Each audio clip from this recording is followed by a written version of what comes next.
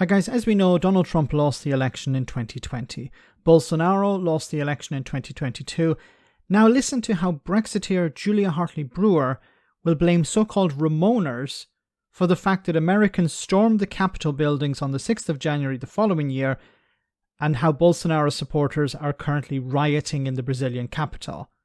I've heard Brexiteers blame a lot of people, but to blame people who were against Brexit for this is completely unhinged. Have a listen. But it seems to me this didn't start with Donald Trump. This did start with Hillary Clinton back in 2016, when the Democrats basically said the election had been stolen by Donald Trump and Russian interference, and she couldn't possibly have lost to Donald Trump unless something nefarious had happened.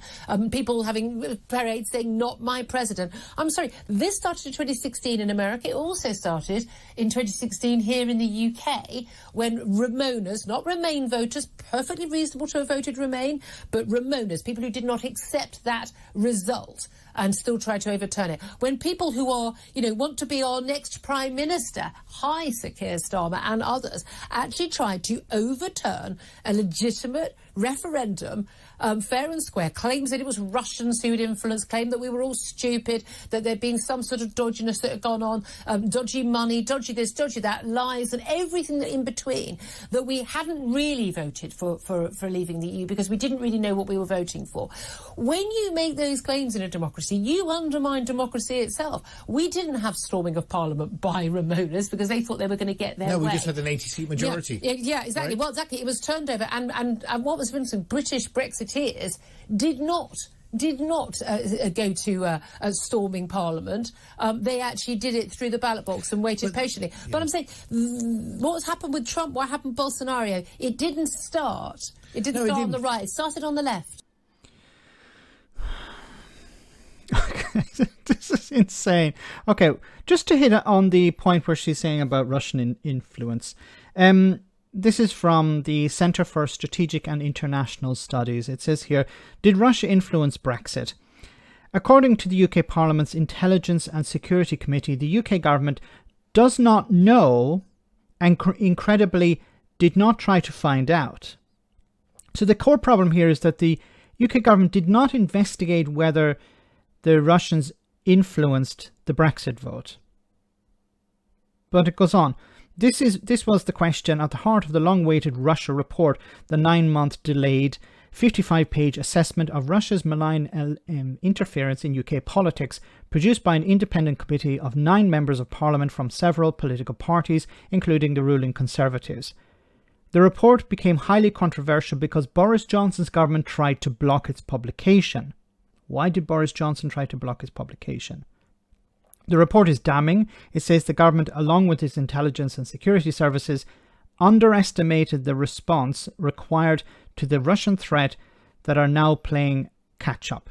It asserts that Russian influence in the UK is the new normal. The UK is clearly a target for Russian disinformation. If Russia did have a role in tipping the 2016 Brexit referendum, the report asserts that it was not through direct involvement in the voting process, which in the United Kingdom is done entirely with paper and considered very hard to corrupt. But the report leaves open the possibility that Russia, Moscow-based information operations, especially through social media and Russia state-funded broadcasters like Sputnik and RT, and backed by targeted support to influence voices within UK politics, may well have been a significant factor. Now, back to the other point that she was saying about how, Keir Starmer and others were trying to undo Brexit. There was a call for a second referendum. Now, these Brexiteers claim that we are advocates for democracy. Well, what better form of democracy than having another referendum?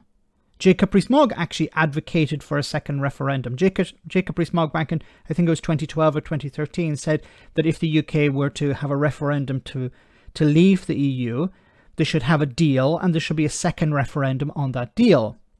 There wasn't a second referendum. And then the point that she raised that, well, Brexiteers are being criticised because they didn't know what they were voting for. Well, on the one side, you have Boris Johnson, who said that he got Brexit done, and a lot of his supporters and a lot of Brexiteers say that Boris Johnson got Brexit done.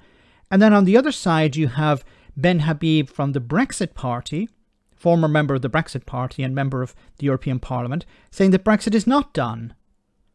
So how can somebody who voted for Brexit, knowing that they were getting what they were receiving, have two possibilities here? How is it possible that Brexit is done and Brexit is not done?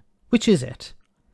And second, of course, the other point that people like Daniel Hannan, Lord Hannan now, told people back in 2015 that there's no talk of leaving the single market. But the UK has left the single market. So how can you once again claim that you know what you were voting for if people were telling you you would not be leaving the single market and now the Great Britain is outside the single market? Brexit was based on lies. It was based on false promises. People were told that everything would be wonderful after Brexit. There were numerous videos by multiple campaigns about how the NHS would be able to deal with its shortages, would be able to deal with waiting lists if the UK left the European Union. Jacob Rees-Mogg and others were talking about how food and footwear would be cheaper if the UK left the European Union. So somebody was telling lies or somebody was misinformed. Which is it? But people like Julia Hartley Brewer will continue to advocate for Brexit, saying that it was wonderful and it's been a success, I would imagine.